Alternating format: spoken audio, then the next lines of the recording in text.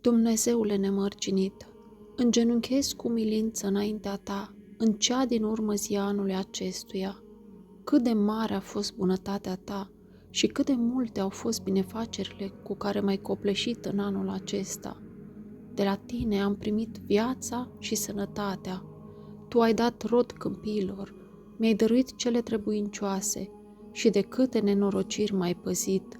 Și dacă ai îngăduit să mi se întâmple ceva rău, tot spre binele meu ai rânduit aceasta, pentru ca, dacă nu te iubesc când îmi faci bine, să-mi aduc aminte de Tine măcar când mă pedepsești.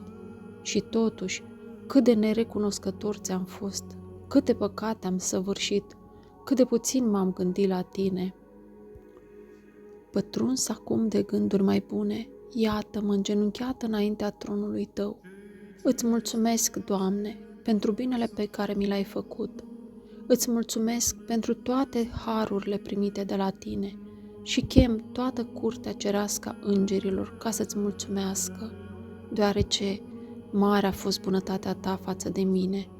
Îți cer iertare, Doamne, pentru toată nerecunoștința mea. Îți cer iertare pentru că nu am împlinit legea Ta.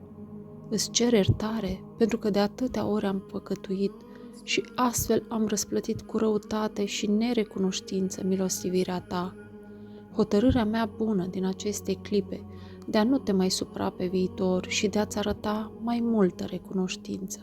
Să îmblânzească, Doamne, mânia Ta de care m-am învrednicit și dă-mi ca, înainte de a ieși din acest sfânt lăcaș, să aud din gura Ta cuvântul de iertare. Tată ceresc, te rog, împacă-te cu un fiu care îți cere iertare pentru greșeli.